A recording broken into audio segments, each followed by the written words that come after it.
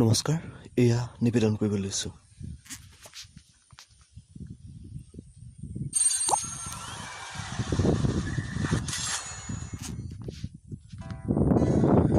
সেই কণমানিটোৰ বয়স তেতিয়া 5 বছৰ 3 মাহ। সেই পৃথিৱীখনৰ বিষয়ে ভালকৈ জানিবই পৰা নাছিল। আবেলি 2:30 বজাত যেতিয়া সি ঘৰলৈ স্কুলৰ পৰা দৌৰি দৌৰি আহিছিল,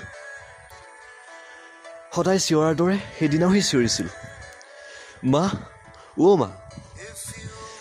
যেতিয়া দীঘল পদূলিটোৰে সোমাই আহি সি তাৰ ঘৰৰ নঙলামুখ পালেহি, সেয়া কি দেখিছে? চোতালৰ এটা মূৰত ৰুই থোৱা তুলসীজোপা, শুদ্ধ বগা কাপোৰেৰে ঢাকি থোৱাত মাকৰ সেই দেহ, আৰু সেই হাতে হাতে দা লৈ থকা মানুহবোৰ।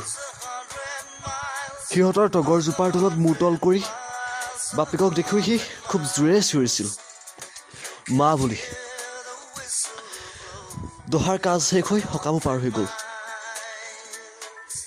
দেউতাকে নতুন মাক এজনী আনি ঘৰ সোমোৱালেহি।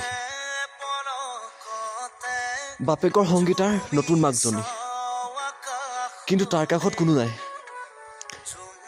সি অকলশৰে হ'ব লাগে। তাৰ হেনো বৰ ভয় লাগে। এন্ধাৰ ৰাতি চাৰিও বেৰৰ মাজত সি বৰ অকলশৰীয়া হৈ পৰে।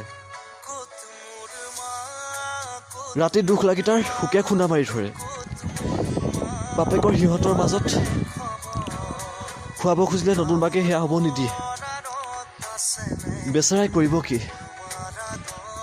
সি কাহিলী পোৱাতে উঠি কেৱল চিঞৰি চিঞৰি কয়, মা, মোকো লৈ যা তোৰ লগত, লৈ যা তোৰ লগত, লৈ যাহি মোক, লৈ যা মা, লৈ যা। ধন্যবাদ।